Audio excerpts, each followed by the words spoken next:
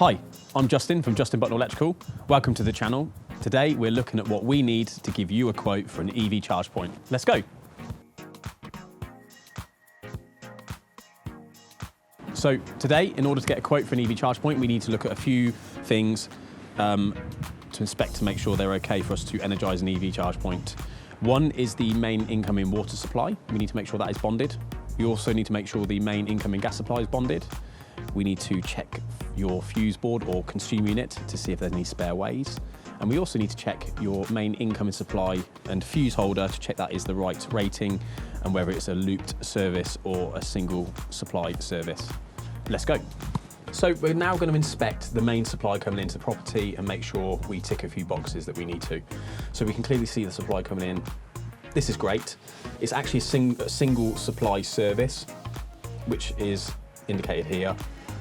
So we can identify that by the cable, one connection going into the live side of the fuse terminal, and we can see a connection going into the neutral side here. If this was a looped service, which would be a problem, we would see an additional cable go into each side, but this is a single supply service, and that's great. We also need to check the main fuse size, and this normally identified by a sticker or some embossed writing on the side of the main fuse. This one here says 100 amps, and that's great. The supply tails from the D&O side of the fuse here through and go into on the supply side of the meter. These unfortunately appear to be undersized. They are clearly not the 25mm that we need.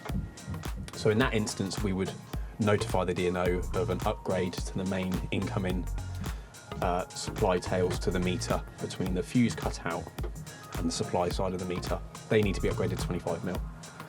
And that's it. So the next item I want to inspect is the main incoming water supply. Unfortunately, this is quite easy. It's all in the same area as the D&O supply coming in. The water comes out the ground from floor level, and this is already bonded with this 10mm earth cable connected on via a pipe clamp, and this is connected to the main earthing terminal here. That's great. Next item we're going to inspect is the main incoming gas supply. I'm just going to open up this cupboard here. Now, I can't see any bonding on this at all. So the pipe comes out of here and it is run surface up the side of the house into the loft space. So, but unfortunately I can't see any bonding on this, so I'm going to have a look elsewhere and see if I can find anything. So I've been trying to find the bonding for the main incoming gas supply. We've come back to the mains cupboard for where the main electrics comes into and the water bond. Unfortunately, I've not been able to find any indication that the gas is bonded. Can't find a bonding cable like we found on the water. And there's not anything else to suggest it is actually bonded. It appears to have been removed. And having spoke to the customer, he suspects it was once in place. But when the company who installed the render on the outside of the property, he thinks that they may have removed it. So in this instance, it doesn't appear to be bonded, and therefore we're going to need to get that done in order for us to energise the EV charge point. So we're going to look at the consumer unit to see if there's enough spare ways for us to install an EV charge point onto here, and to make sure there's the right protective equipment that we need. This particular consumer unit appears to have 2 spare ways, which is ideal in some ways. It also has RCD protection, however, it isn't the correct type. It's the AC type only. So for an EV charge point, we need to install an AC and DC rated RCD, and that is expressed by a slightly different emblem on the RCD on a consumer unit.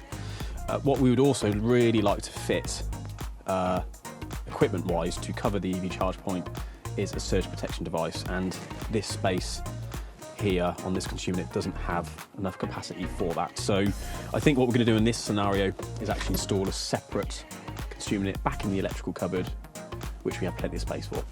So now we need to explore a route from where the customer wants the charger fitted, which is here. We need to run the cable from here back to where the electrical supply is. So this is a rendered property, and the most discreet way we're going to do this is probably run the cable down surface along here below the bead of the render low level all the way along here,